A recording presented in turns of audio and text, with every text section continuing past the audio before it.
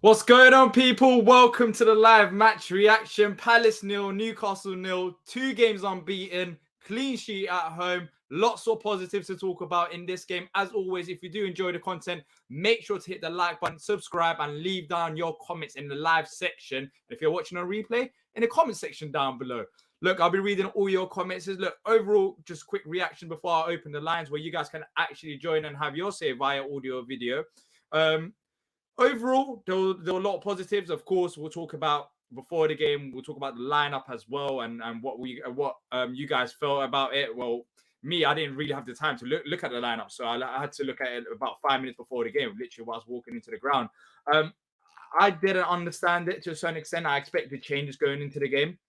But look, we picked up a point. So we're talking about that, the subs and much more as well. I'll just be opening up the lines in just a second. I'll read throughout your comments as well. So my thoughts on the game in the first half, we were sort of defensively. Look, Newcastle went all out attack at a certain stage of the game. When I was at the ground, and maybe you guys who's watching at home or watching at the ground, maybe you guys noticed as well. But at times they only had one defender back. Even the centre halves was pushed so further up. So they went all out attack, and they have been lacking goals ever since the break. So that was a case, but they're still a very good side. So they put the pressure on us. But for me in the first half, we didn't really break their press. At times, I felt like in midfield we didn't have the presence apart from Decore, and we just had to boot the ball up, or there were hard passes into Wilf to Eddie, and we just couldn't have any combinations and patterns of play going forward. So in first half, we struggled like that. So at halftime, I was just thinking he has to make a substitution. Of course, Wilf goes out injured. Then we make them 3 subs. And the subs, of course, kind of changed the game. I mean, we were way more positive going forward. We actually created chances when the subs came on the pitch. And that wasn't a coincidence because some of these players that came off the bench should have been starting in this game. Look, Vieira was going to make changes. There's no denying about that. I knew that was the case even before the game. He even mentioned it after the draw against Manchester United. But for me, there were 2, as I mentioned in the match preview, there were non-negotiables for me. And that was Hughes and that was Richards. Richards started, of course, in this game and Hughes didn't. And I didn't understand his aspect of playing Jeffrey Schlupp ahead of Will Hughes in the game. And when Will Hughes came on, you saw it in midfield. We had way more control. That's what I thought anyways. And, he could have made them changes, and that changes. I wouldn't mind Ayew starting in this game, which he did already start for Mateta. But yeah, he made quite a few changes, and some of them I didn't really understand. But when the subs came on, the game kind of changed. And yeah, we didn't deserve to lose. I mean, Newcastle did have a few chances, but we also didn't deserve maybe to win as well. I think a draw was a fair result. Going into this game, I was expecting a 0-0. In all honesty, we've had 3 0-0s against Newcastle so far. We match each other very well, and they're a good side. So there are positives to take from that. I mean, clean sheet at home and something to build up on. But for me, Mateta had that great chance. Nick Pope, excellent save. So saying that Newcastle had their chances, they probably had better chances than we did, but we had our chance. We didn't really take it. But I think a draw is a fair result for both teams. Referee, on the other hand, don't even get me started on this guy. He was pathetic. He was absolutely pathetic from the start to the end. So inconsistent with his decisions. I mean, you can argue that we did get lucky with Mark Gay not getting sent off, but some of the yellow cards. I mean, Will Hughes just came on a pitch. I get it. He had a foul after 2 minutes and straight away a yellow card. And some of the Newcastle players that were fouling all game long got nothing. So I didn't understand. I didn't understand his decisions. But Ozo, of course, he got his debut as well in this game. So look, there's lots to talk about. But let me read through some of your comments. As always, if you do enjoy the content, make sure to hit the like button and subscribe. Someone says, I was not happy with the team selection. Red Bull says, glad Ozo made his debut. Seki says, we would have snapped your hand off for a point against United and Newcastle. Respect the point.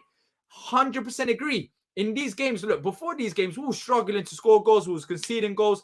We just had to take a step back and start somewhere. Just start with a point, go unbeaten, and have something to build up on. Manchester United game, going into this game, we had something. We picked up the point. We scored a goal. In this game, we got clean sheet, another point picked up.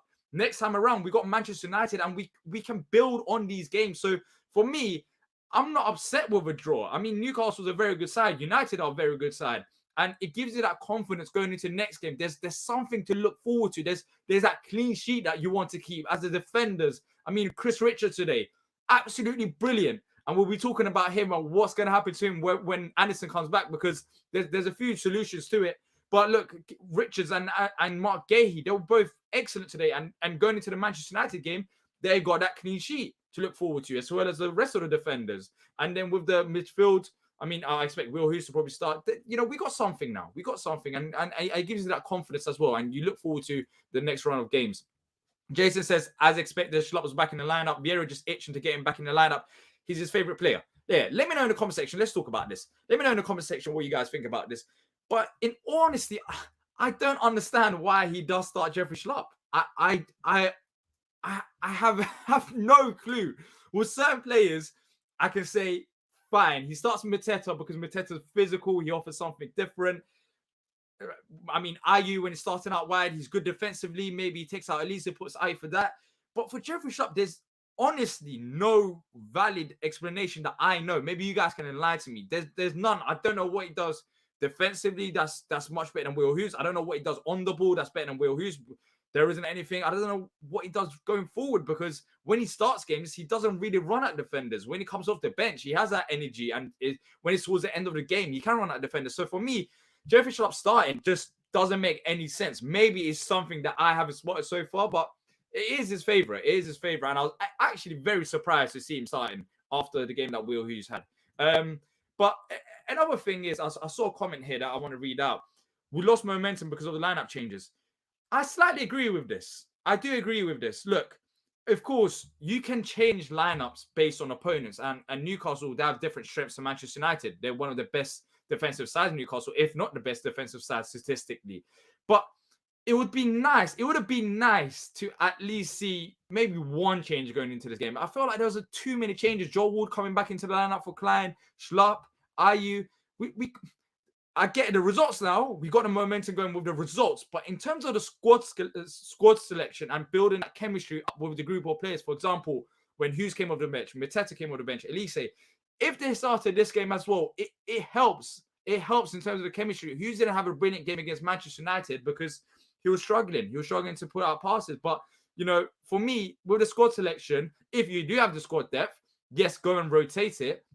But we don't really have the squad depth like that to rotate it on a tactical basis. The secondary players to Will Hughes, is Jeffrey Schlupp, or Nathaniel Klein to Joel Ward. I mean, what do they offer that much differently? The only alternative that I see from the Manchester United game to this game was Jordan Ayew, maybe for Elisa or Mateta, because he can do something defensively. But other than that, I don't agree with having so many changes, because I don't think we've got the right amount of players or good enough players to change games up like that. But maybe I'm wrong. Maybe you guys agree with the lineup changes. But for me, it was just too many changes. Palace 1439 says Hughes, Jeff was poor, Hughes was excellent.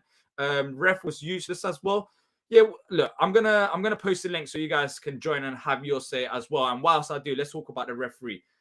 I don't normally come on here and complain about the refs, because it can go both ways. Refs can, you know, there'll be a few decisions here and there that the refs get wrong. They're only human. They're not robots. So I understand that. You have to be realistic about it.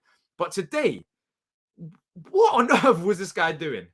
I mean, he had no nothing consistent in terms of his decisions.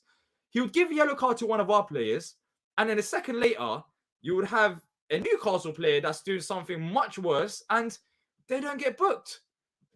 It didn't make any sense, and you can tell the frustration between the fans were frustrated at the ground, and also the players as well, because it just wasn't good enough. I mean, you're Premier League referee. We're in 2023. I'm tired of talking about referees, but the standards of referees in these games, especially in the Premier League, is just simply not good enough. It's not. You can't have a referee that's that inconsistent with his decisions. If you're going to set the tone and give a yellow card in the 4th minute to Mark Gahey for a challenge, then you have to do the same to Newcastle players. And he didn't do that. And I don't know how many Newcastle players actually did get booked, but I doubt that many, because it didn't feel like it. It felt like there was not bias, but the decision just went against us, and he just had a pathetic game, honestly, the referee. But of course, you can't blame this game on the referee, because we still picked up the point, and the referee didn't give away a penalty or anything like that, but he just could have been more consistent. The game could have flowed a bit better. But look, the line is open now. If you guys want to join and have your say, feel free to join via audio, video, and yeah, let's have your thoughts. So let's talk about some of these comments. Ref was poor. Where is Gyro? Why is he still in the squad? Gets paper out of the club if you can't even make the squad. I don't know where Gyro is, in all honesty. But look, I don't think he has a future at the club. If he's not under Vieira, then I don't know who will be under. He's had a few managers now. Paulson was the center of attention. We did great considering we played 90 minutes against 12 men. Dean says Vieira knows Hughes is technically better, but Schlupp has more running and physicality. I agree. He has more running physicality, but does it running and physicality actually help us that much to drop Hughes' technical abilities, if that makes sense? I don't know. I don't really see his running physicality as much. But look, the lines are open. So firstly, we're gonna have Patrick, then Alex. If you're waiting behind the scenes, I'll have you on in just a second as well. Patrick, welcome onto the show. Palace 0, Newcastle 0. Another very positive. What did you make of it? First of all, that's pretty much the way I thought the game would go. Newcastle controls the ball and they can't score. We don't. I mean, that's. And I mean, they had a couple of chances, but I mean, the difference in the game of us not winning is really just Pope making that crazy save on Mateta's shot. We seem to be running into a habit of goaltenders making great saves with their head to prevent us from scoring some goals there. It's been 3 straight games.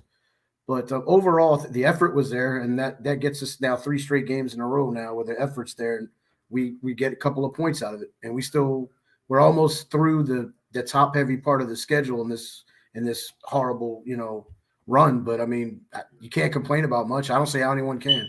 Now for the lineup, I get IU playing, I get Ward playing because three games in 9 days. So Klein's not the youngest, so I get that. IU, I get that. Schlupp, I don't get it all. There's no reason. I agree. I'm the same. What do you think it is, though? Look, there was a comment that said that Schlupp's running and physicality, maybe that's a reason because Hughes can't offer that.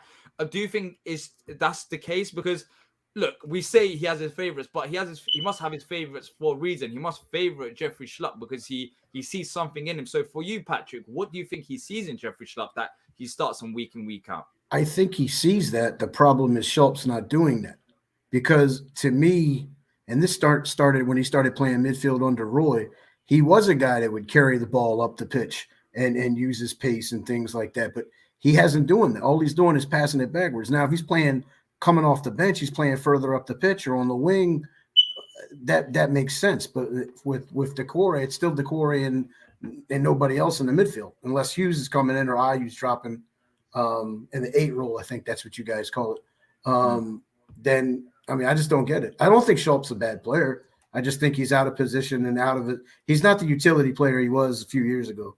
To me, if he's going to start on a lower end mid-table team, he's got to be on the left side he's got to be a play left wing because that's what he's done when he scored some goals in the past. He needs to play on the left side of a 3.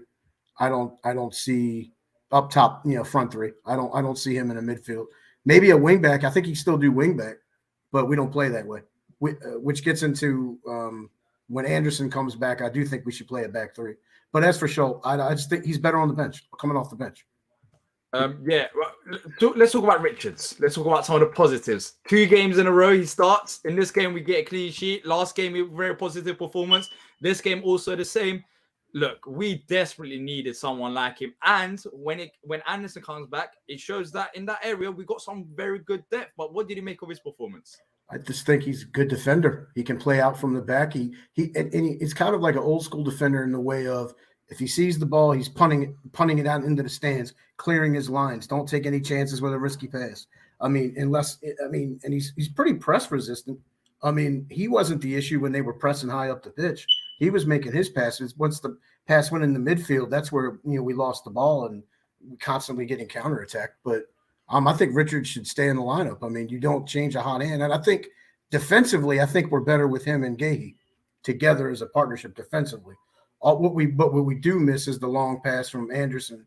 And that's why I think your point about moving Anderson to the midfield or at least going into a back 3 would help us out. If we're not going to get the loans across the board to get some more goals in or midfield, then let's get better defensively.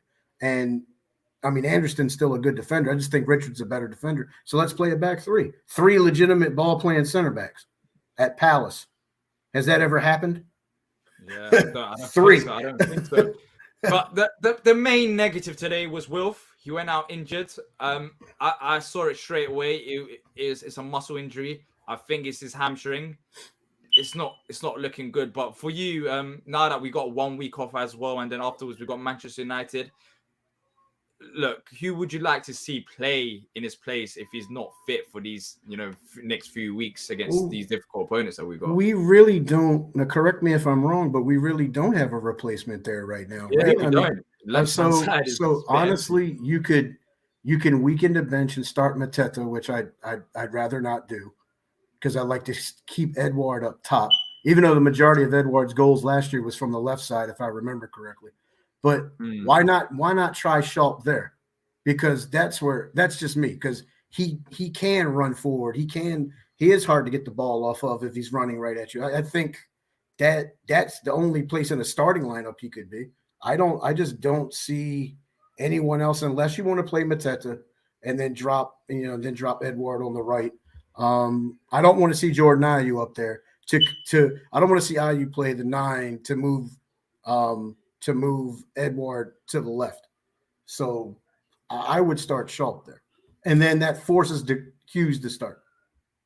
Yeah. So I agree. I think either Schlupp for me, or I'd like to see Edouard. I think it will be Edouard most likely, because Edouard has played a few times this season, but hopefully it's nothing serious anyways. But look, Patrick, thank you for coming onto the show and having your say. You too. Take care, man. Take care. That was Patrick. If you guys want to join, make sure to hit the link in the comment section. It should be pinned on the top where you guys can join via audio or video. Next up, we're going to bring on Alex. Alex, welcome onto the channel. Thank you for coming. Hey, what's up? Palace 0, Newcastle 0. What do you make of it? Positives, clean sheet. I had a lot of positives from the game. It was just like I saw the stuff on Twitter, so like a lot of my things are going to be. Sorry that my dog is going to make noise. Nah, that's what fine. Happens. That's fine. You guys probably don't have that problem when you're at the game, Yeah. But anyways, on Twitter, people are going insane over, like, I get it. I get the whole issue. Like, Jeffrey Schlupp was good 3 years ago. I don't understand it anymore. But it's getting so boring to talk about that it's just like, let's just get through this, That's kind of how I felt going into the game. I thought we were going to win 1-0, and there's just randomly no good reason, just had a feeling. Sometimes that's what happens. Yeah, I mean, talk about some of the other plays that started today. Richards, once again, positive performance alongside Mark Gay, clean sheet as well at home. Look, he seems like he's been playing in the Premier League for years. Another very good performance from him. Absolutely, man. I just, like, what? He had to be so injured to have Tompkins playing, That's the other thing that I just don't get. So it's like I have all of those feelings, the same feelings that other people do, but I'm not the coach. What can I do about it? I love seeing Richards right now. I just think that his tracking back, he'll go out of position and he'll press people like on the periphery. Like, that's not a normal CB thing to do, Yeah. In terms of going forward in this game, we created a few opportunities in the second half. But what did you make of our attacking play overall? I felt like in the first half, we didn't quite get the passes to our attackers in good positions. Second half, when the subs happened, we looked a bit more positive. For you, what do you make of the attacking side of the game? I thought Elise and Hughes changed the game. I mean, definitely, like, was sad to see Eze go. He's my favorite player. But I could understand it. Just because, like, if you wanted to make room for Hughes, it made sense at the time because you still want Decore, like, and all that stuff. Like, there just wasn't a good. I guess you could move Ayew. I don't know, but it made sense. And Elise looked really fluid and stuff like that. He didn't get a lot of touches, and Ayew was so much better in the second half. He was bad in the first half, I thought. Yeah, legitimately bad. Yeah, in the first half, there were a lot of, apart from the defense, which they were pretty solid throughout the game, but we didn't have much in the first half, especially going forward. It was just like the same old thing. We would just try to boot the ball up there or give the ball to Wilf in bad positions, or there's no support around him or Edward or Ayu, whoever it is that we're giving the ball to. And then you just let Newcastle pressure onto us. But in the second half, when we did make them subs and brought in a bit more technical plays, I feel like that changed. But for you, Alex, in terms of the result, 2 games unbeaten, clean sheet in this game, are you a bit more optimistic now going forward? Yeah, and like people saying we're not going to get a point until April. Like I always knew that was ridiculous. Yeah, we're a scrappy team. We'll come up with random results like this, and it's not so random because it's really hard to score against us. Yeah, we might think that we make a lot of mistakes, but I don't think we do. No. I think we just had to start with the basics. Be solid defensively. If you can't win the games, at least try to get point out the games. At least try to keep the clean sheet. And we've done that. I mean, last game, I didn't think we played that bad defensively against Manchester United. We could have easily kept the clean sheet if it wasn't for just that one lack of concentration. And then they got in behind. In this game, before a mistake I've ever seen. Yeah, it was an easily avoidable goal against Manchester United. So in 2 games, they only conceded 1 goal, and arguably you could have easily avoided the first goal as well, positive defensively. Then, all these games that we got coming up, we got Manchester United once again. I think you just build on that now, and it gives everyone a confidence, even the players, because it eases that pressure off. It was a bit too negative before these last 2 games. Against Chelsea, we had a positive performance, but still people get agitated. But now we're here, we're calm, it ain't the end of the world. We just have to build on it now with the group of players that we got. Before I go, can I just make an announcement? Can we just stop facing goalies that just make saves out of nowhere that make no sense? This is 3 straight games. It's not fair. We're facing quality sides. 3 incredible performances. I know Pope only had 1 to make, but wow, what a save that was. I guess Mateta could have had a different angle, but he had no reaction time. It was great. It was a great save. Yeah, but look, Alex, thank you for coming on to the channel. Hopefully we speak to you again soon. Thanks, man. All right, take care. That was Alex having his say. If you guys want to join, you can click on the pinned comment to join live via audio or video to have your say on the Newcastle game.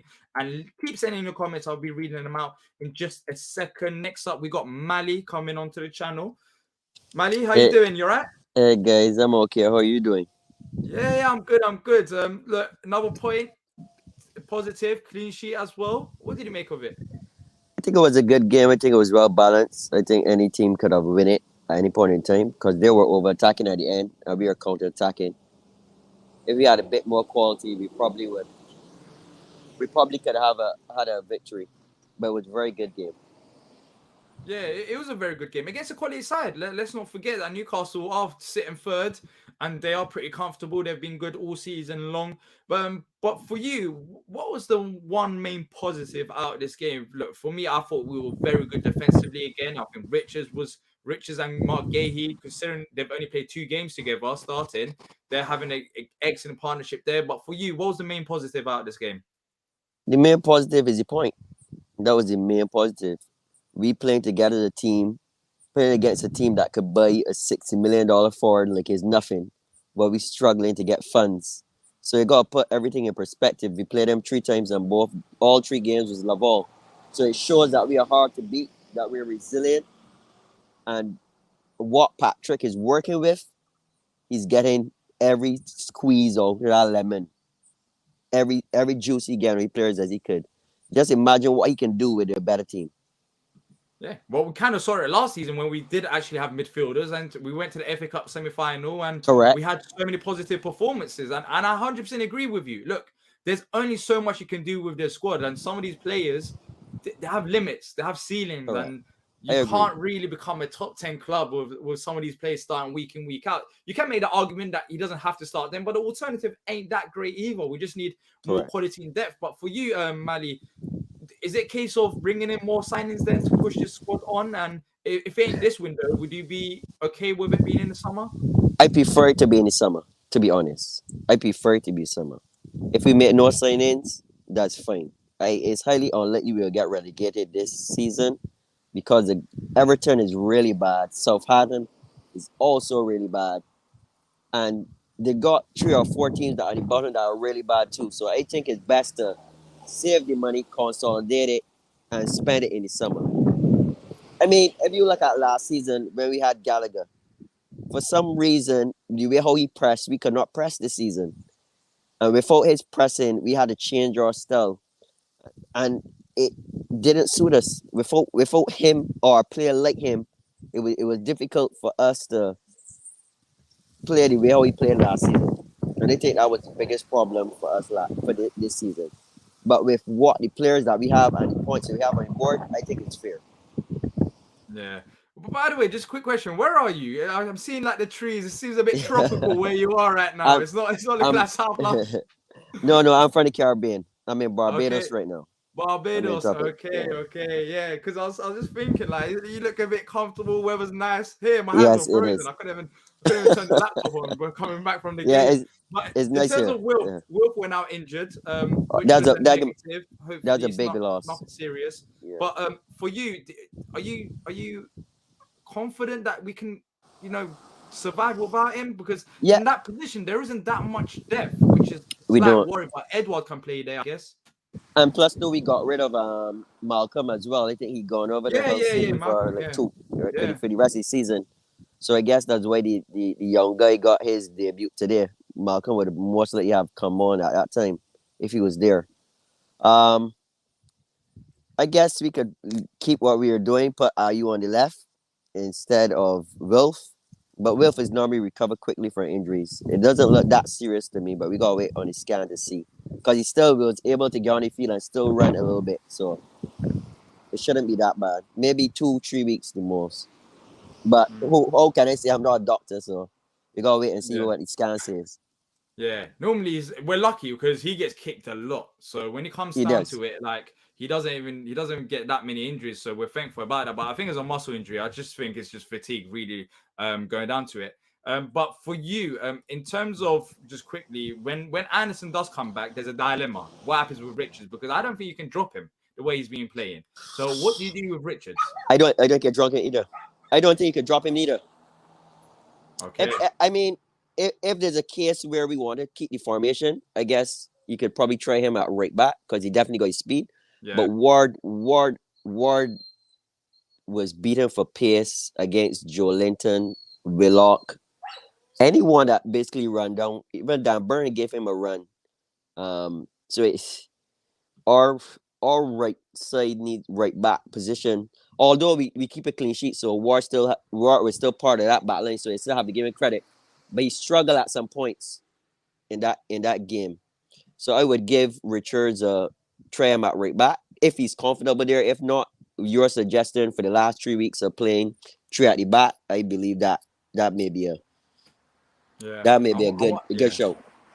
Yeah, I wonder if he does go 3 at the back. I do, because I don't think we got maybe the wing backs. I mean, Joe Ward being the right wing back, I'm not, or Nathaniel Klein, I'm not too sure if they can do the job. Maybe next season it can work, but in the short term, I think Richards can play right back, and I think he should.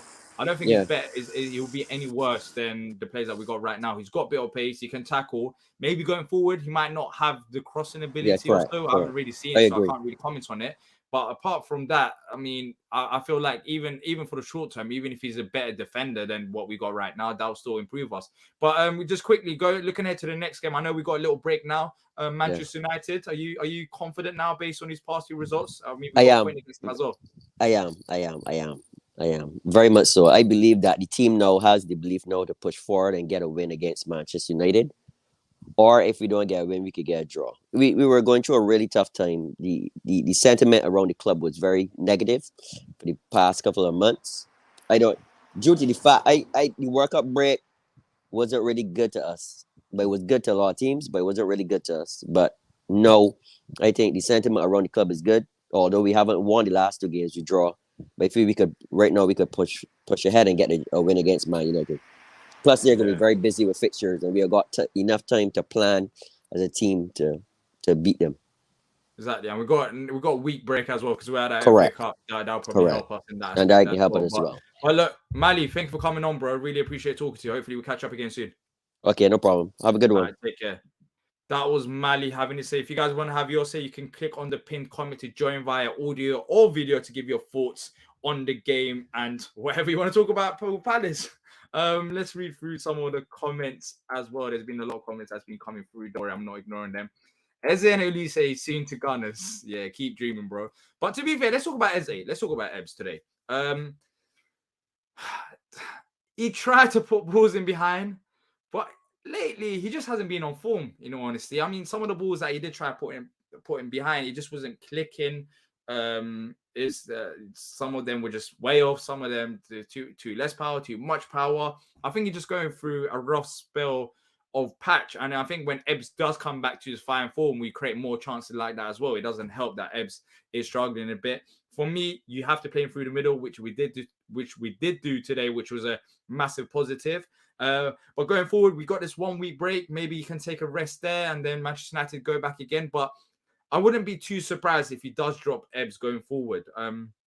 Because, yeah, I just feel like he might need some time off just to refocus himself and then come back into the lineup, because he just hasn't quite been working. He did come off the bench against Manchester United, which I thought he had a solid performance. But yeah, look, overall with Ebbs, it wasn't his greatest of performances, but he'll get there. Just like Tyreek today, I thought was solid as well, and looking a bit more like his old self that we've seen in previous times. But look, let's bring on Henry next. Oh, Henry's gone. We're gonna bring on Henry. Let's go through the comments instead. I guess not. I guess Henry didn't want to come on. Richard says, why not Mark? Why not Hughes get stuck? Mitchell awful today. Agree with Neil Drew. I don't think Mitchell was awful today. I don't know about you guys. I don't think it's awful. You might think he didn't have a good performance, but I didn't get the feeling that Mitchell had an absolute howler today. Let's talk about Ozil. Do you think the reason why Ozil came on was Vieira sent a message to the board? No, I don't think that. I don't think Ozil would have come on if Wilf wasn't out injured. I feel like, let's just say this with Ozil. First of all, you have to give him his respects because he has been performing for the academy for quite a while. He got his chance today, and I don't think he got his chance based on Vieira giving a message to the board. I think he's just a decent player, and we didn't see that much of him because he came on towards the end of the game. But we saw glimpses of what he can potentially do. So I don't think it's Vieira sending a message to the board. I think it's more on Ozil, and you know what, that actually did surprise me, because it was like a few minutes to the full time whistle, and I was looking at the bench. I was like, who is that? Like, who is coming on? Because I couldn't see the bench properly. And it was Ozil. Maybe going forward, Vieira might introduce Ozil more as a substitution option. And I don't think that'll be the worst thing in the world, because as we see right now, we're quite limited in certain areas. And if Ozil can come on, and he's only 17 years old, by the way, which is ridiculous. He's only 17 years old and he's already playing like that, which is, I mean, not today. In terms of general, he's very physical. He doesn't look like a 17-year-old, if you get what I'm trying to say. Like, he doesn't look out of place. When he came on the pitch, he's built, like he's physically built for first team football. But going forward, potentially Ozil might be an option coming off the bench, maybe until the end of the season. So one positive, even if we don't sign anyone, maybe in the middle of the area, maybe going forward, Ozil could be, developing his game. Clearly, we're not going to loan him out, as we've already loaned out a few players, and we're already limited on options as it is. But Ozil, very positive that Vieira brought in an academy player in a game that it was 0-0. It's not like it was 3-0 to Newcastle and he brought in an academy player. We were still in the game. We could have won the game and we could have lost the game. So he has trust in Ozil to potentially change it. But look, it wasn't that long today. But going forward, if there is that trust there, which I think there is, and it was meant to happen sooner rather than later, because Ozil genuinely deserves an opportunity, Ozil could be an option. It could be an option that you didn't really think about. And maybe in the short term, we could work out.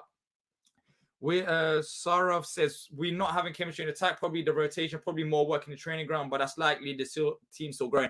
I think the chemistry in attack is probably down to rotation and to the quality of players. I feel like if we went with the Manchester United game, had a bit of a more consistent lineup, I wouldn't have minded of IU playing, and I wouldn't minded one or two changes, but we change up quite a bit, and maybe we need to stick with a lineup and try and make them play consistently, whether for 3 or 4 games. I get it, with opponents, you have to change a group of players, but today's changes didn't really make any of a difference. I don't know why we made them changes. Luke says, pretty good. We should have had one more chance. Yeah, potentially. It wasn't that bad. And look, that's Colin. See, he knows. Ozil earned his chance. I 100% agree. He's earned his chance. He's one of the academy players that's actually been performing well. So yeah, hopefully this is the start of it. Yeah, he's a midfielder. I thought of him as more of like a holding midfielder that can be strong physically. But today when he did come on, I don't know about you guys, but I felt like he was a bit more advanced, especially with his pressing. He wasn't sitting in the holding role. So I wonder if Vieira can bring him on as like a number 10, but he's not really a number 10. He hasn't really played there as far as I can remember. So I don't know what Vieira is thinking. Maybe he has the energy. Maybe he's just an energy player. Bring on Ozil when we're struggling in games or when we need higher intensity pressing, because he can press. He has a pace. He has a stamina. So even if he doesn't play as CDM, he might come on as like a secondary, not striker, but someone who's in front of the two holding midfielders and help us with the press. Because when he did come on, his pressing was very good. It was one of the positives. He has pace and he has IQ to press as well. As always, joining Crystal Palace. I don't think that's happening. Richard says, D, love the channel, love your commitment. Thank you. Appreciate that. Will we get any loans? I think it's hard to say. I think we might pull out something out the bag maybe in transfer deadline day in the last few days. There's been talks. We spoke about it on Palace News on the channel as well. There's been talks about a few players potentially coming in. One of them is a youngster, only 17 years old, so I don't think he will have first-team contribution. But I'm not expecting any big business. As you guys have seen on Twitter, we're having a massive dilemma with the owners. One of the owners apparently saying Steve Parish should spend, and I don't know what Steve Parish is thinking about that. So in this window, I didn't have any expectations. Parish already said it. If there were any signings, it would most likely be loan moves. And I think we're playing a safe route. I feel like we've written the season off as it is. We'll stay up. Even if we do make signings, permanent signings, I doubt we'll push on to the next level. So it will make sense to save that money, buy the same players that you want right now in the summer for cheaper, and then build on from there. Look, that's the strategy the club wants to go for. I think there will be signings, but no signings to the level that will bring us onto push us up the table. Let's just say that I'm not expecting any big signings going forward. Never know. Maybe Conor Gallagher, but deadline day. I know some of you are gonna hate me for that, but you never know. Something could happen. There. Colin says Ozil will get more games. What will be used slowly, depending on how he progresses. It shows PV is willing to give them chances, just won't be rushed. Exactly. Two things. PV will give them chances if they earn it, which Ozil has done. And second of all, the harsh reality is, even if you play good at academy level, it doesn't mean that you're going to be a good first-team player. It's two different ball games. So with Ozil, clearly Vieira thinks they could be a good first-team player, but some of these academy players, unfortunately, won't feature in the first team because, yes, they're good in academy, but when it comes to Premier League football, Vieira might think they're not good enough. But with Ozil, I think he's gonna be in around the squad, just like Raksaki. I feel like Raksaki is ready for first team football, and you're seeing that at Charlton as well because he's been performing absolutely brilliantly. So there's few limited players that I feel like can go into the first team, and Ozil, Raksaki. I'm not too sure who else on top of my head right now. Maybe Adam Rola as like a backup left back, but there isn't a whole load of players right now that could probably come into the first team in terms of starting. So yeah, Ozil is one of them. I do think that. Can't trust Piers Morgan. Yeah, well, Piers Morgan is here and he says literally fake account as well, which I don't know. Maybe his name is actually Piers Morgan. Maybe he's not the Piers Morgan, but he is a Piers Morgan, and that's why I put fake account. But then why would he say fake account? I don't know. But I don't think Ozil's coming to Palace. I'll be honest with you. Your honest opinion in Simeone joining Crystal Palace coach. This Piers Morgan is on something. To be fair, he's doing it wouldn't.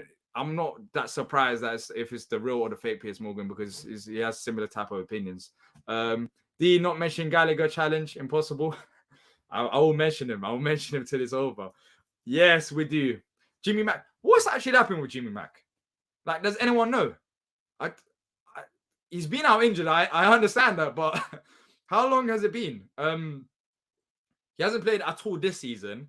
He was injured last season as well. It's been like nearly probably 8 months to nearly a year that he's been out. And I get it, he's 35 years old, he's going to be limited, but what's our plans with Jimmy Mack? No one, unless Vieira said it and I've missed it, no one really knows. It's not really even in the mentions. And I'll take Jimmy Mack for 1 or 2 games if it's the same old Jimmy Mack. But I said it when Vieira first joined.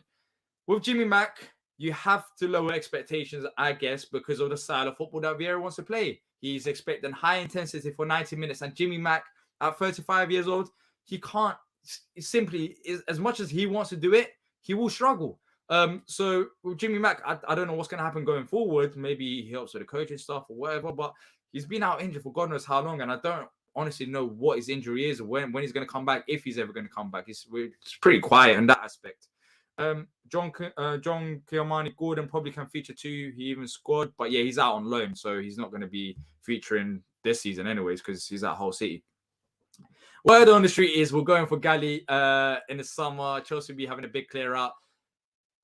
I would love to, but Gallagher is most likely going to the team that we face today in terms of Newcastle. They got a higher buying power, and I wouldn't be surprised if they bought him in the summer. A homegrown player, they'll be willing to probably spend a bit more than we do. By the way, let's just say this. Apparently, Gallagher's worth right now is £40 million. If it's £40 million, I'm happy that Palace are still not going out. As much as I love Gallagher, £40 million, no, we're not going to get fooled by Chelsea. He's not worth £40 million, and we've seen it at Chelsea. For us, if we bought him outright when his loan deal ended, then yeah, you can make that argument. He can be worth £40 million. But we've seen it. He's more of a system type of player. He suited Vieira's system, and that's why he flourished at Chelsea. He's not a bad player, but he's not the same player he was at Palace, and that's why I don't think it's worth £40 million. And Ty thinks that he won't be coming back as well. But great show as always. Dee, what does a good season look like for us now? Avoid relegation, dogfight, and take 14th place. Thank you for that comment, Sam. Good season for us. In honesty, where we are right now. Our season, I said this time ago, it's not because we've gone 2 games unbeaten. I don't think it changes. Even if we beat Newcastle today, I just don't think we have the squad to push into the top 10. And I don't think our squad is bad enough to get relegated. So if you're talking about a good season right now, it will be a mediocre season because we didn't sign enough players. Vieira can only do so much with the players that he's got. And I feel like we'll be in and around this position. There might be some points of the season, as I said before, that we might drop down a few places and we might be 14th, 15th. And there might be some points of the season where we pick up more points and go up to 9th or maybe 8th. But realistically, where I think we'll end up is where we are right now, probably 12th, 11th or 13th. I don't think we have a good enough squad. We regressed, in my personal opinion, in terms of the squad. We didn't build on the squad that we had last season, on the first season that Vieira was at the club. And as a result of that, this is where we are. I mean, we're still talking about midfield, like Jeffrey Schlupp starting in midfield or whether who should start. Like we're still having the same old conversations. And until we solve some more problems like right back and centre mid, we'll be stuck in this position. And it won't be massively surprising for me. Our season's over and done with.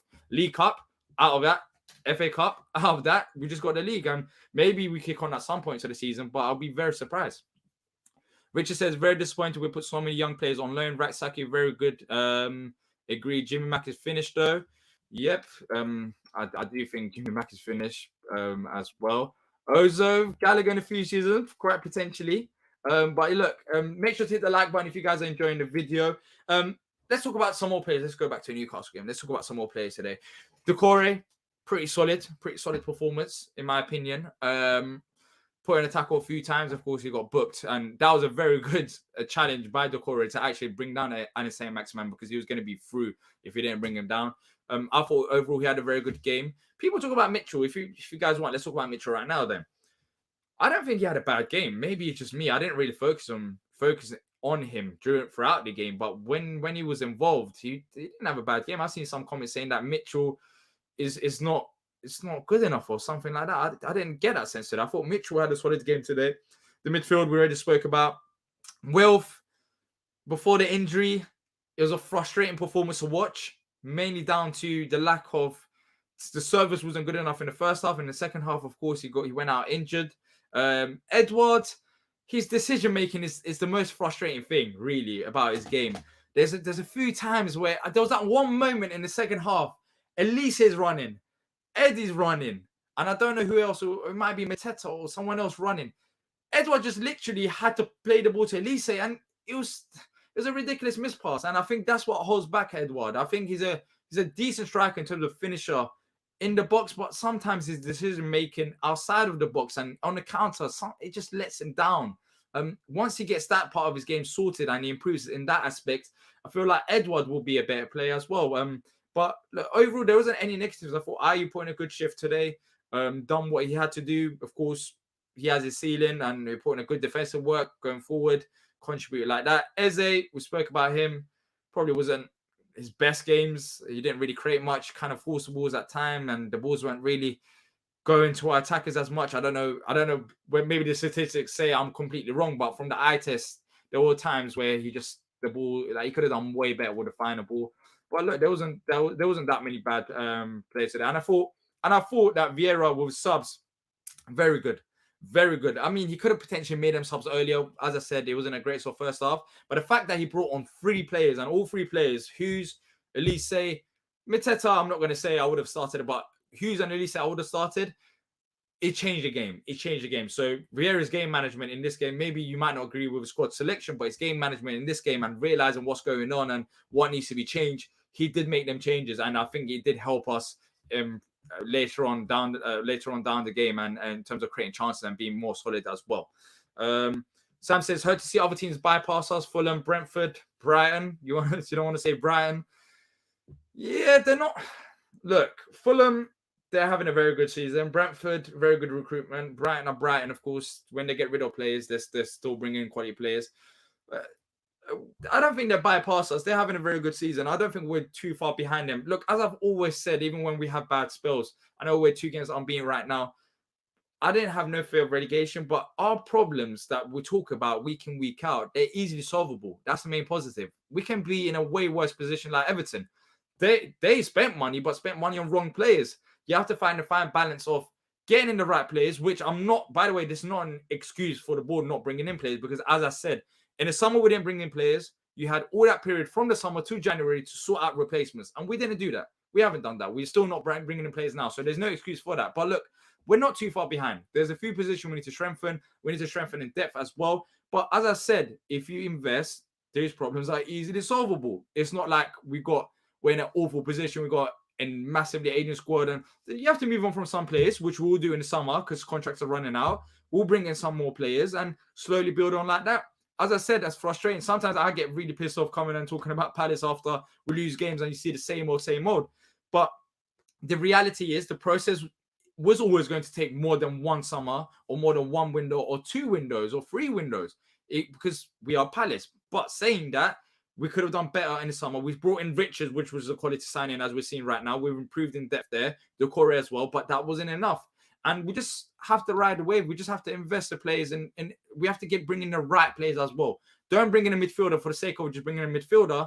Bring in a midfielder that actually helps the squad. And right now, I haven't seen any midfielders that we've been linked to that's going to come in and change it. So in that aspect, I'm not really positive in terms of a replacement coming in this window. But in the long run, it can be solvable. We just need to spend. If we don't spend, we'll regress. As you said, Sam, Teams are going past us right now. 100% agree. Fulham, Brentford, Brighton. But we can easily go by them, past them again if we do go and spend and bring in some players. I don't think our problems are that big. Colin says, I feel like we can make a good season out. Let's get through the next couple of games. Then playing teams around us again. Just have to make sure we get them wins this time around. Exactly. Look, we had these difficult run of spells when the season first started. And we went through them and we said we're going to play teams in and around us. But the problem was when we did play them teams, it was too negative. We didn't win those games. And that's why we're in the position we're in right now in terms of being mediocre. But we're going to have another try. We're going to have another try after we get through Brighton and Manchester United. There's a few, winnable games potentially coming up in a month or so or 2. So it's not the end of the world. Look, even if we do, that's why I said, even if we do win them games, we might go up to 10th or 9th. But at the end of the season, when the season's said and done, I feel like we'll be stuck in and around 12th or 13th. I'll be very surprised if we do finish in the top half this season because we have no right to with the squad that we have. I don't think so. I think teams that got better squads than us, more settled.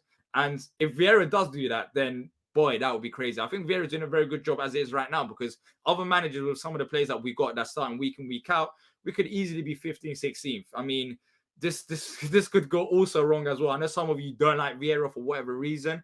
But for me, he has mistakes. He's still growing as a manager, but he's still done a relatively solid job with the squad that he has so far this season.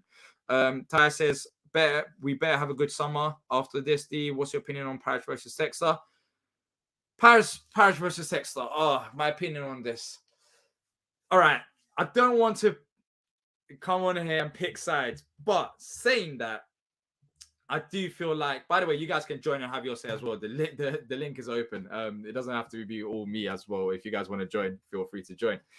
But look, Textor, the news that's been coming out, I feel like they're leaks from Textor because it makes no sense for Parish to leak stories about him not spending money and that the money is available and that they're falling out. I don't think it makes any sense. And you've seen it, Textor has come out on in other Palace social media pages and release statements as well. So Textor is on this PR stunt.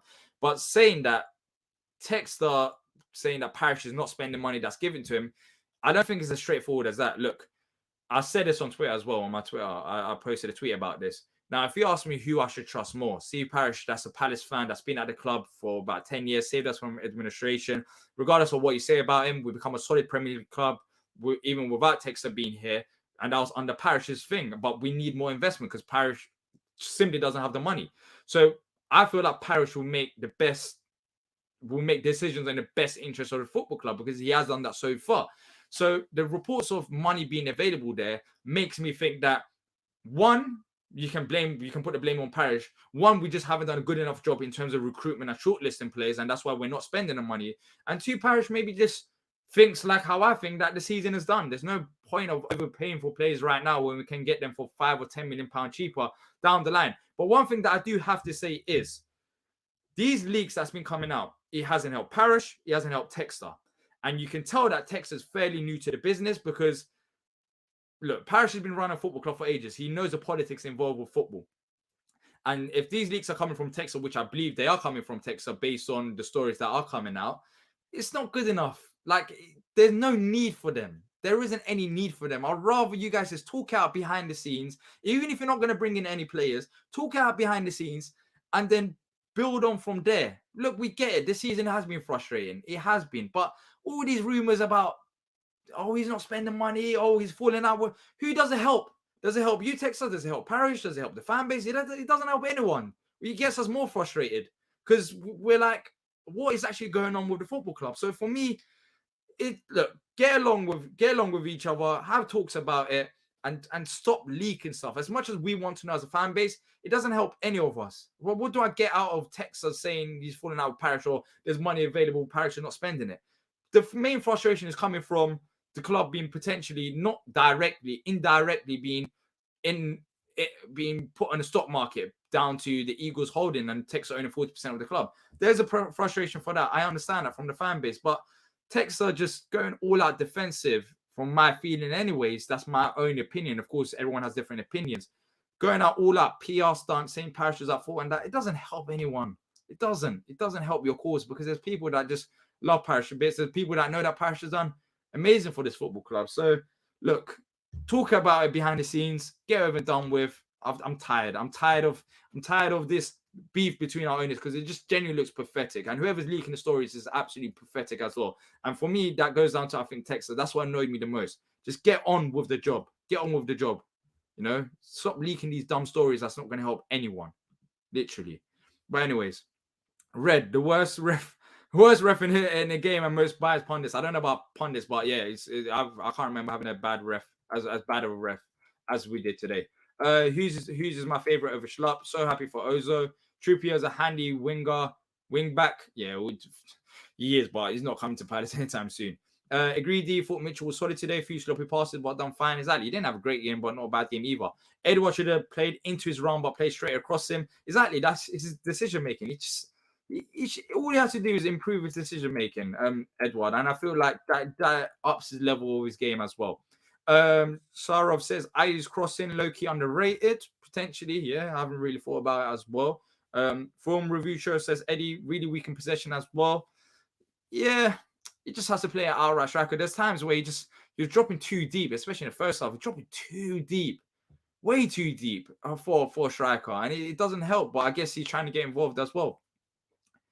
Hey Dee, are you going to do on the 4 little girls called the owners fighting with each other? Yeah, as I said. By the way, let's also I just want to say this as well. Of course, this is my opinion, not back of the nest, or not everyone who's involved. Everyone has different opinions. By the way, we talk about Parrish and Texter, but there's an elephant in the room in Harris and Blitzer as well.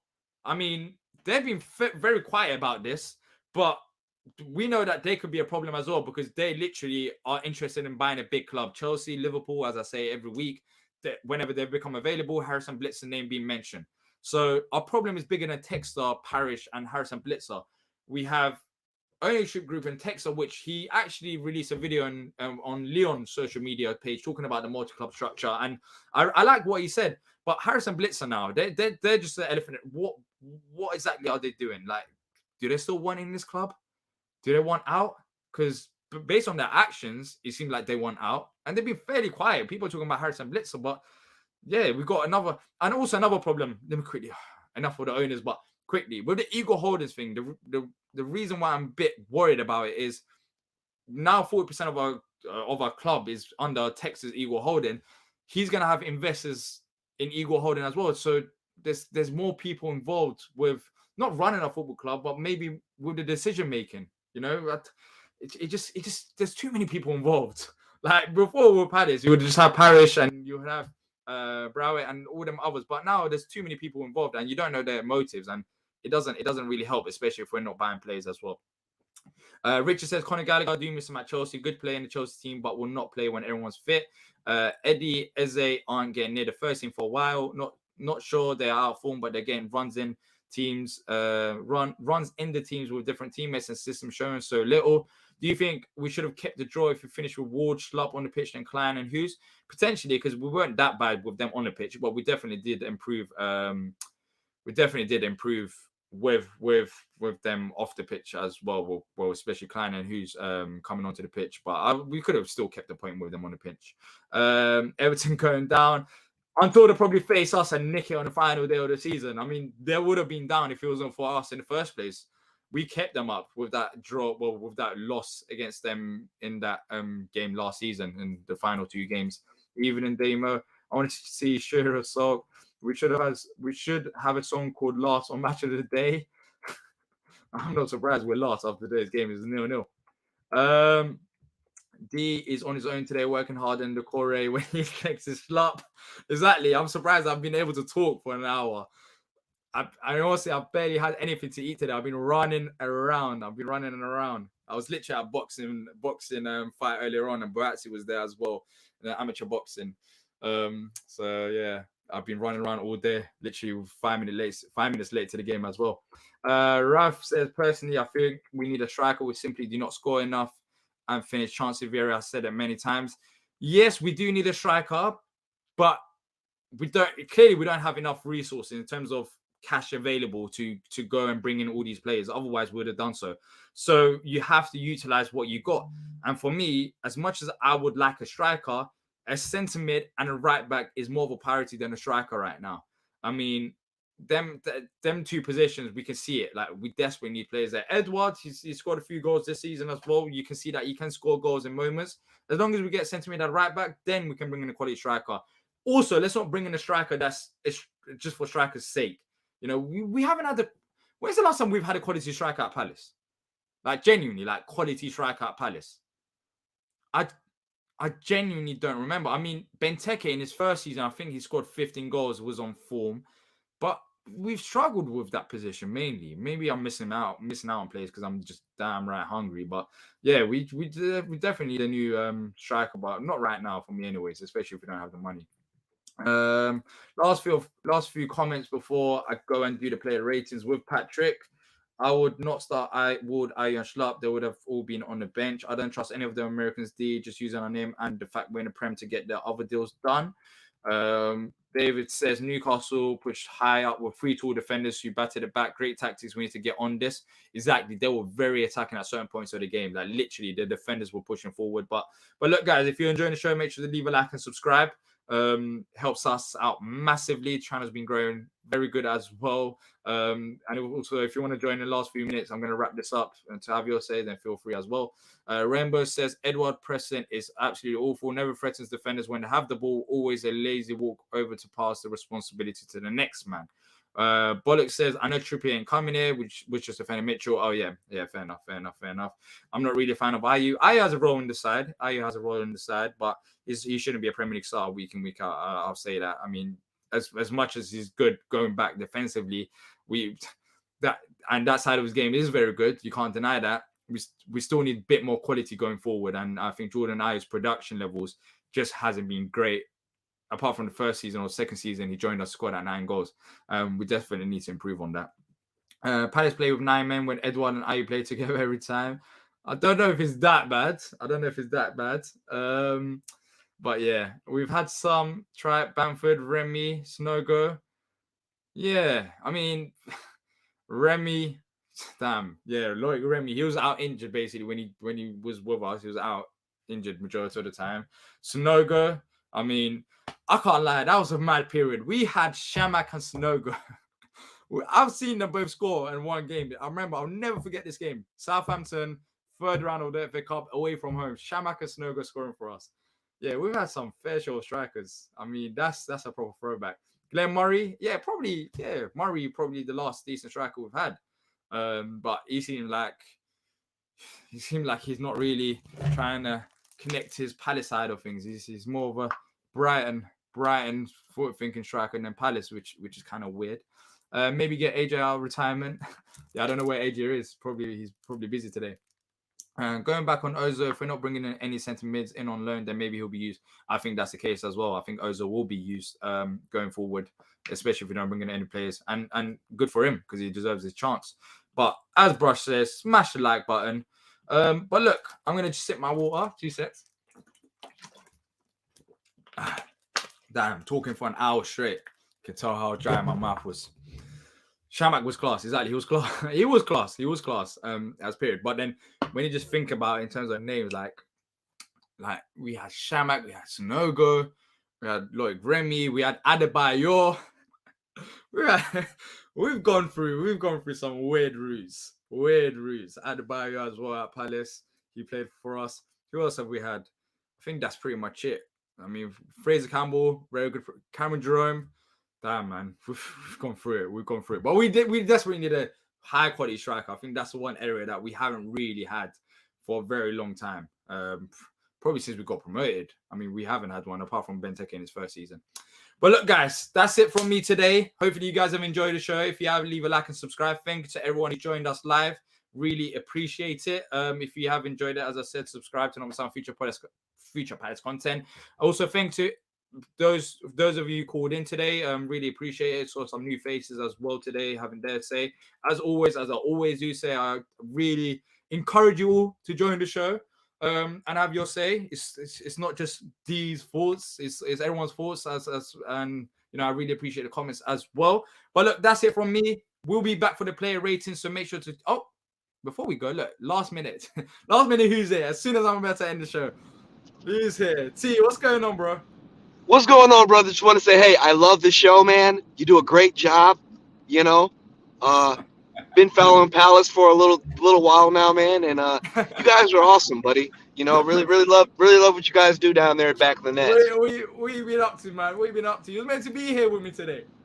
Man, I've been working all day, and I just got off, and I've been watching the show and watching the match when I could, man. But I wanted to stop by real quick and just rap with you, Yeah, quickly, go on then. What do you think about the game?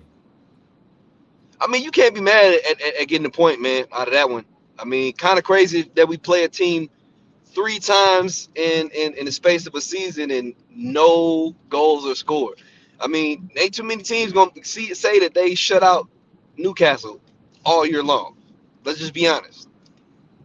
I think you got to take the positives out of a match like this and go forward and try to improve upon what we did. I mean, we just took 2 big points off of top 5 sides. I mean, I don't think you can be unhappy with that. And exactly 3 clean sheets as well against Newcastle now. 3 clean sheets Exactly. as well. But look, there were lots of positives today that I spoke about with the guests as well. Richards, once again, he was brilliant.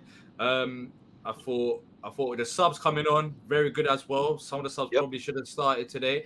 But for you now, 2 games unbeaten, clean sheet in this game, things are looking a bit more positive considering the opponents that we've been facing there. I mean, there's some very good sides. Absolutely, man. I mean, it shows that we can compete with the top teams, and that's good. I mean, I think that's what we're looking for out of the squad, man. Like, and I think it's a great vote of confidence that we have. I guess you could say we have the makeup of a team that can compete, even with the needs that we have right now. You know what I'm saying? When we're playing the right players in the right positions, and with the right type of tactics, even with the deficiencies that we have, we can compete, and I think that's important. Yeah, exactly. And as we talked about, look, the squad ain't finalized. We still need better players. Like we know that. Yep. Everyone knows that's not rocket science. And we're in a solid position. 2 games unbeaten, and Yep. it gives you that confidence boost going into the Man United game. You got a point against them at home. Away from home, it's going to be a different story, of course, because you're going to their ground and they're going to have their fans and they're going to be up for it. They'll probably make some adjustments to based on the first game. So I think it'll be a Right. much more difficult game. But Right. it's positive. Look, as I said, this is where we're going to be at this point of the season. It's just good that we're picking up points as it is right now. But apart from that, bro, like, honestly, like, what do you really expect with this squad? I mean, we've got some very good players, but it's slightly imbalanced in it at certain stages of the game. But Wilf went out injured. That's tough. That's tough. Yeah, man. I think that's a muscle injury as well. It's not really. I'm not really. It looked like he was grabbing back that backside, that hamstring, like high up. Yeah. So, yeah. We all know that Wilf is superhuman when it comes to coming back from injuries, man. But hammies are tough, man. Especially in a sport like football, man. Hammies are tough. Yeah, they are. But at least we got a break. We got a break next week. Yep.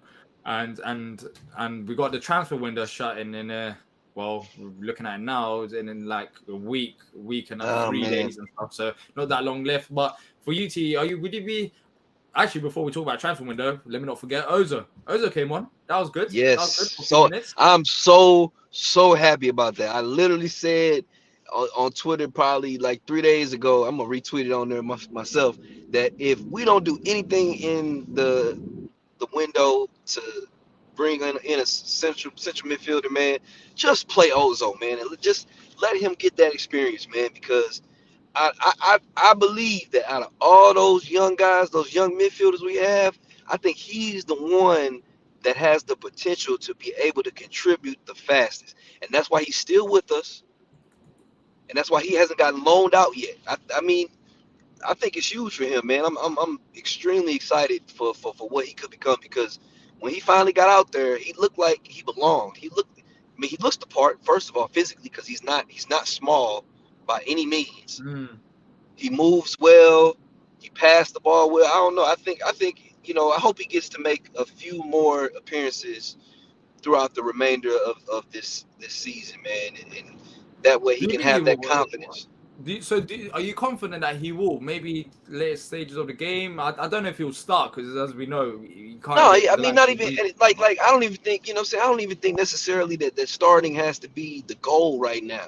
I think for us with him, the goal has to be getting him affluent and comfortable with first team football. You know what I'm saying? Like, he needs to get comfortable with playing in the Premier League, and that if that comes with, like we say, any garbage time appearances in decisive wins or losses, or just getting him those like this game, like like when they put him in, I was actually really surprised, because it's like, yo, like we're in a 0-0 match. I was like, we're still 0-0, and the game could go either way at that stage. And exactly. He trusted him. But what does that say about Vieira when it comes to this kid? He put him in. I think he does. Yeah, he put him in a 0-0 game against a top 3 team. Yeah. Like that's Team that could be huge. potentially playing Champions League next season. It says two things. It says that Vieira has trust in him, and it says that I think this player, we have a player in our hands, like potential player in our hands that he could come on against Newcastle. I know we didn't see much of him, but when he did come on, high energy, I think he was still involved with the pressing, and that was the positive. And it's not just giving chance to someone just for the sake of it. As we say, he does have talent, bro. Like he does. Like he has shown it. Yeah, you're not about to just put any. You're not just gonna put any youngster out there against a team like that. You're not gonna do that. Like you're not gonna let him get his experience. No, that's not the time to do that. It doesn't happen often, and that's a credit, and it's good. It's good. At least that's the one positive. Let's say that it doesn't. Let's say we don't bring in any players, which is more than likely. Like we bring in a quality centre mid like that. Eze can play a role. Maybe coming off the bench, and maybe that's the positives out of this. And that makes me wonder too. First of all, I didn't get to see the bench. I don't know what other midfielders were on the bench other than him and Hughes. Was Milivojevic on the bench today? I don't know. That's why I was because I didn't think it would be Eze that's coming off. But I'm about to say if there was another midfielder, on the bench, and chat, y'all can confirm that if there was another midfielder on the bench and Ozo went in instead of him. Yeah, Luka was on the bench. Gyro was on the bench. Luka and Gyro were both on the bench. That is a clear and present message to what he believes in that kid. You know what I'm saying? Like, you're not just going to put a 17-year-old out there in front of those experienced guys. Luka and Gyro. Like, I know Gyro doesn't get that many opportunities, but you're not going to put a 17-year-old ahead of them. And I think this shows. Yeah, Luka was on the bench. And I think it shows another thing that Luka's probably gone in the summer. He's probably gone in the summer if he's given. Yeah. Well, I don't want to look too far into it, but if this happens more often, then I think it pretty much shows. Like, and I don't think that'll be the worst thing in the world as well if Luka just leaves in the summer, because we have to get rid of some of these players. I'd be surprised that him and Gyro are probably going to leave in the summer. I would expect both of them to leave, and then eventually hopefully in the summertime we'll bring in some more midfield reinforcements, if not like promoting some of the younger guys. Eze can replace one of them technically. You know what I'm saying? One of them in terms of the other thing that makes me wonder about this and think about this too, D. If Ozo went in front of those guys, got his chance to play in crucial minutes in a match like that, I wonder if that is a signal that they've told Patrick Vieira, hey, we're not going to be able to bring in a center mid this window. Like, I wonder if that's him. Yeah, you know what I'm saying? Like, if I was Vieira, eventually, and then Vieira's like, all right, cool. You're not bringing another. Let me try to get the young boy ready then. Yeah. You know what I'm saying? So that's something about him as well. Let's try getting ready. But what do you think about? I know we're talking a lot about Eze right now, but what do you think about like the road that when he came on, he's a bit more advanced than I expected. Eze. Yeah. So I'm guessing. I'm guessing with that, you know. It's a bit jumpy, T. I don't know if you can hear me, but it's gone a bit jumpy. Hold on. There you go. Still... I think I had to. Yeah, I can't. Yeah, T. I can't lie. I can't hear you right now. You're probably spitting some facts, but no one can hear you right now because it's gone. Now it's better. You're back now. What was you saying? So I was just saying you play more advanced role. What do you think of it? Yeah, I was saying that, when he first started playing with us in the academy, he was an attacking midfielder. Okay.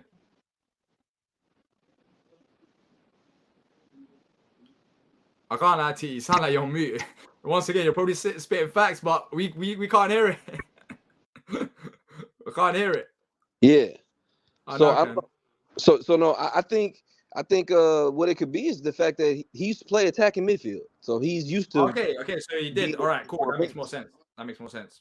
So I think you can use him in that double pivot role if you want to, but then he could probably be an 8. So maybe that's why we saw him being a little bit more advanced in that situation. Yeah, especially what it reminds me of. I'm not comparing him to Gallagher, by the way. I'm not saying, but if he has that role of number 8, like high intensity pressing midfielder, then that's been the lacking piece in this midfield, and he's bigger and stronger than Gallagher too. So That's kind of crazy. Like, yeah, he's only 17. That's mental. He like, doesn't look like a 17-year-old. Oh, bro, like listening to the Peacock announcers, dude, they compared him to Patrick Vieira when he came into the game. Someone else said that. Yo. Someone else said that. Yeah, you said that. It's Lewis. He said David Oza reminds me of Vieira type player. Someone else said Like that. literally, no, Lewis, like literally the Peacock. I can't remember which announcer it was, but he was like Patrick Vieira bringing on David Ozo. He's a Patrick Vieira type of player, very comparative to him. Let's see if he can play like. I'm like, damn, you just throwing it on him at 17, coming out the first time. Like, that's crazy. Yeah, it's crazy. It's crazy. Someone else said the same thing as well, bro. Like literally, someone else said like it reminds you of Vieira. So I don't know. But, I mean, it wouldn't be bad if we have another Vieira as player. I mean, Vieira wasn't bad in his playing days, so I don't think many people would disappoint it. But let's have realistic expectations. Let's not compare him to Vieira as a player. Like, yeah, exactly. Right That's what I said. Don't. That's what I said. That's what I said. That's why I was a little bit upset with the announcers. Like, yo, don't heap that on this kid. Yeah, he doesn't need that right now. He doesn't need that right now. He's just 17 years old, just coming onto the pitch, playing a few minutes. Let's just tamper expectations before people expect him to have 10 out of 10 before every single game. Exactly. So the thing, I guess in the end, the thing that I want for him the rest of the way is to hopefully just make some more first team appearances, because I think that's going to get him more comfortable with being in the side. I think he gives us a good look into what he could be. And then, who knows what it could end up happening with him come next season. Like, he could end up becoming a big part of what we're trying to do at 18. You know what I mean? Like, significant. When is his birthday? Let me just check. Did he just turn 17 or is he turning 18? That's a good question. I thought he was on the younger side because he turned 17 this past year. Damn, that is mental. He's born in 2005. Yeah, because if you remember, he turned 17 this year. Yeah, because I remember they made the whole big hubbub about the time in the contract. That's mental. So yeah, he signed his first contract with us earlier this year, and I was like, oh yeah, man, that's crazy. He's born in 2005. Like, I can't lie, his body's way advanced for his age. Let's just say that. Like I said, man, that is what we just saw today as far as his debut with us. I don't know if it's true, and y'all don't quote me on this. I saw somebody on Twitter saying that he's the youngest debutant for us all time. Youngest player to make a Premier League debut for us. I'm not surprised. Yeah. That's huge, bro. Like people, y'all witnessed, like everybody that was there at Selhurst, y'all witnessed history today, man. Yeah, everyone stood up. Everyone stood up to when he came on the pitch. Everyone stood up and everyone was like applauding him like he's been playing for ages. Like, people were happy. Like, people were genuinely happy, and it got the crowd going as well. Like, in all honesty, but yeah, man. But look, T, good talking to you. Always, bro. We'll probably do some videos when you're free, because there's a lot to talk about, ain't there? Absolutely, yeah, man. Just let me know, man. With owners, isn't it? There's lots to talk about. A lot to talk about. I want to say, before I get out of here, I want to say D out. D out. Oh, here we go. By the way, the real John Texter is here. It's T. John Texter is a clone. The real John Texter is T. Why do you think I'm the one putting the money in? Exactly. I'm the one putting the money in. He joined the channel. He joined the channel in 2019. He was looking at Palace, getting all the fans' thoughts on Palace and where it can go. He's a real John Texter. I've been casing the white John Texter that you see. That's not John Texter. That's another person. He's the one that put in the strings. No, he's a paid actor. He's a paid actor, exactly. Yeah, the real one is here. He's in fact coming from a meeting. He was just meeting with the Eagle Holding Group. He's coming from the New York Stock Exchange. Yeah, they're just talking about when they're gonna list us. You all said you wanted Jed Spence. We're working on it. All right. Exactly. He's working on it right now, as you say. That's why he's been quite busy lately. It's January transfer window and he's disappeared. Why do you think that is? He's pulling out moves. Because I'm working. It's because I'm working, man. He's working now. He wasn't working before. He's working now. I'm flying out to Rio tomorrow, man. Yeah. Someone said that isn't a convincing hologram. Yeah. Yeah, it isn't. But yeah, look, that's a spoiler alert. That's a real John Texter. But look, that's it from me, Auntie now, because he joined, I know, for the last 10-15 minutes. And yeah, until next time, up the Palace. Up the Palace.